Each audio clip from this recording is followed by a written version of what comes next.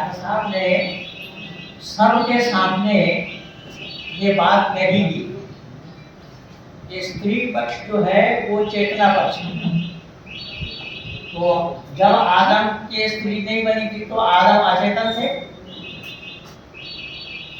भाई चेतना बना ही नहीं तो चेतना होने का सवाल ही कहाँ है? पहली बात। दूसरी बात ये है कि कुरान में बुद्धि के लिए मना किया सबसे पहले ही, ज़ालिकल किताब ला रही वफी कह दिया सूरह बकरा में, पहले ही खोलते ही पहले ही बताया कि कोई शक व शुबा की गुंजाइश नहीं इस कुरान के अंदर या किताब के अंदर। अगर उसमें शक हो तो भी शक नहीं कर सकते। रही बात जो विवाह प्रकरण की संतान उत्पत्ति करने की बात कही डॉक्टर साहब ने, तो संतान उत्पत्ति आदम की कहाँ हुई? जन्नत में या दुनिया में? अगर जन्नत में हुई तो जन्नत से निकाला क्यों गया? और जन्नत में केवल खाने पीने का है, हगने मुगने का कोई सवाल ही नहीं है। जब आदमी अंदर डालेगा तो निकालेगा ना, लेकिन जन्नत में निकालने का कोई सवाल ही नहीं है। और निकालने के लिए दुनिया में भेजा, तो दुनिया में आए, इन्होंने संतान बनाई जोड़ों जोड़ों के साथ, बेटा बेटी बेटा बेटी बेटा बेटी, दो बेटा दो बेटी। एक बेटी देखने में सुंदर थी तो दोनों बेटे ने नजर दबाई उस पे।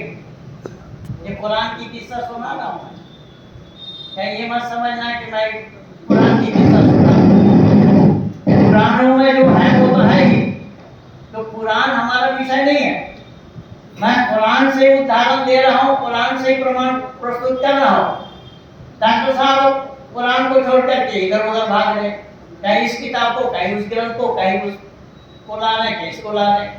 भाई चर्चा तो कुरान पे होनी है कि कुरान विज्ञान सम्मत है या नहीं।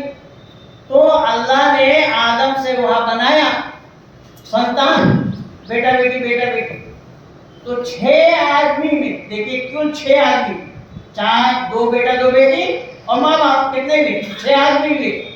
6 आदमी में भी अल्लाह शांति से दुनिया को रख नहीं पाए।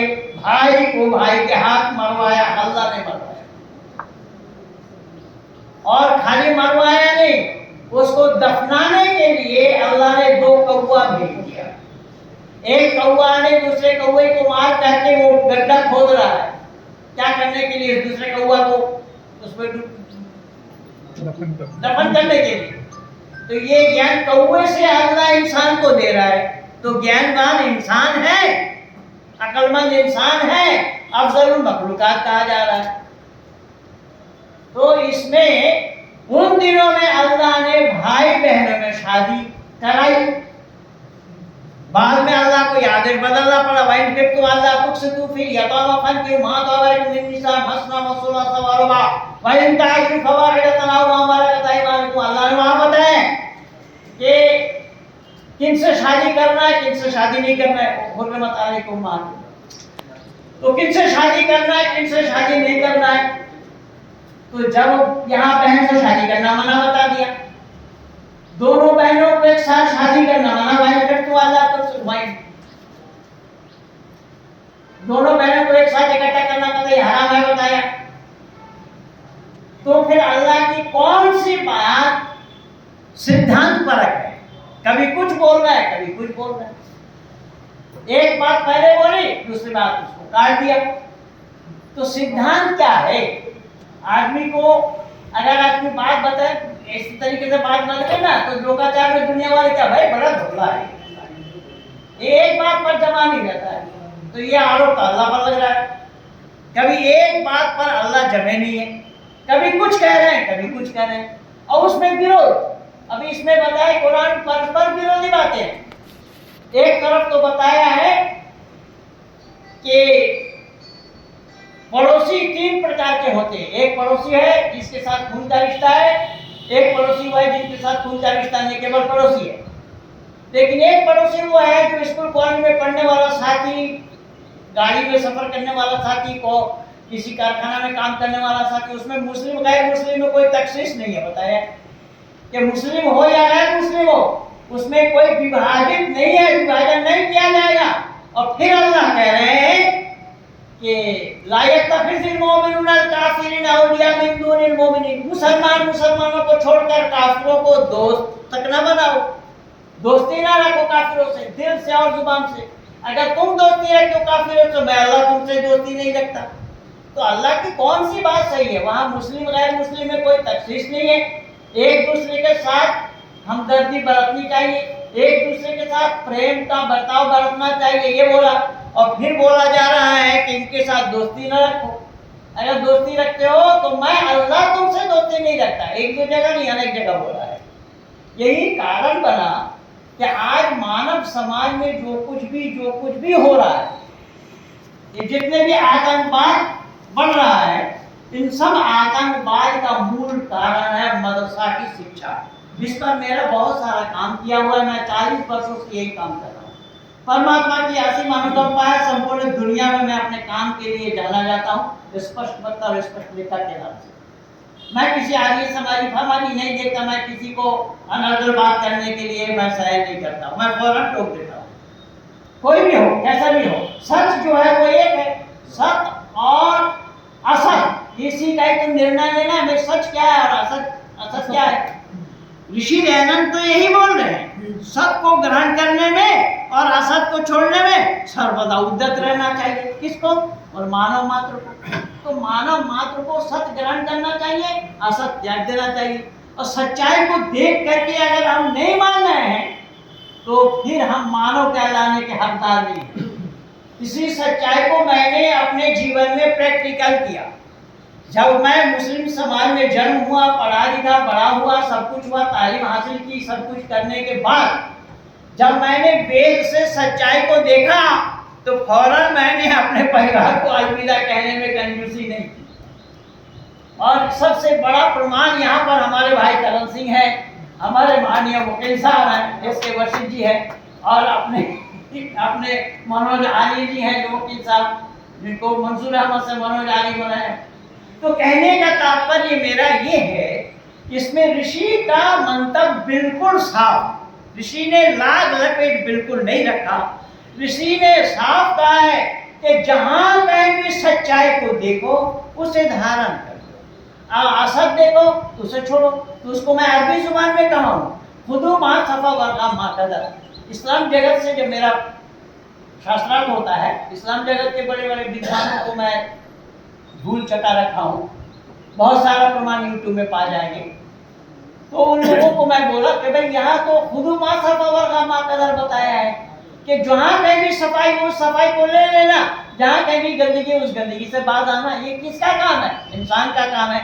इसलिए मैंने बोला यार इंसान बिल मामिलात राबी सौम व सलात, शरीफ आदमी की पहचान उसके इल्म और उसके बर्ताव से है, उसके खानदानी वजाहत से नहीं है। जितना बड़ा आदमी क्यों ना हो, जितना बड़ा बाप का बेटा क्यों ना हो, उसको नहीं पहचाना जाएगा कि शरफुल इंसान बिल इल्म वल अदब ला बिल माल वन नसब। जितना बड़ा नमाज पढ़ने वाला, रोजा रखने वाला, जितना भी परहेजगार क्यों ना हो, अगर वो व्यवहार कुशल नहीं है, सत्य से कोसों दूर है, तो वो इंसान में भी शुमार नहीं है।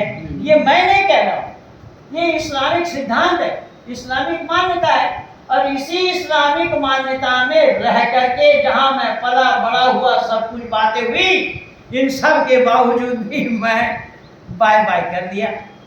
क्यों? सबको ग्रहण करने और असत को छोड़ने में सर्वदा उद्यत रहना चाहिए। और इसी तरीके से मैं किन किन मुसीबतों को झेलो, मैं आर्य समाजियों को भी परेशान करना नहीं चाहता। यद्यपि प्रधान जी को मैंने टोक दिया कि सत्यार्थ प्रकाश केस अगर मैं ना होता तो सत्यार्थ प्रकाश केस जीतना आर्य समाजियों का काम नहीं था। अधिनिवेश का कराया हुआ था, वो सारा मैं उजागर किया हूँ। तो यहाँ अपने माननीय प्रेमपाल शर्मा जी बैठे हैं। प्रेमपाल शर्मा जी गाजियाबाद के रहने वाले हैं और इन्होंने खूब झेला मुझे। 12,000 रुपया महीना में दे करके मेरा किराया चुकाते रहे।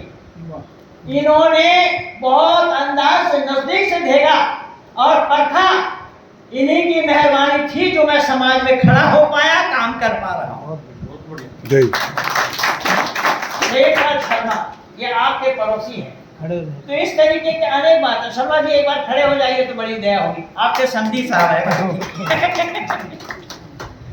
तो ये सब मैं नहीं बताना चाहता। और सबसे ज्यादा मालूम हमारे माननीय इसके मस्जिद इसको लेकर के आता मैं पहली बार आपके पास ही तो बता दो, जब गुप्ता जी नमाज पढ़ते थे मैं तो ढूंढा था। ये मुसलमान को लेकर के आए और हिंदू को हिंदू मुसलमान बन गया ना। हिंदू मुसलमान गाजियाबाद में बहुत सारे हिंदू मुसलमान बना हुआ है, आप लोगों को पता होना चाहिए।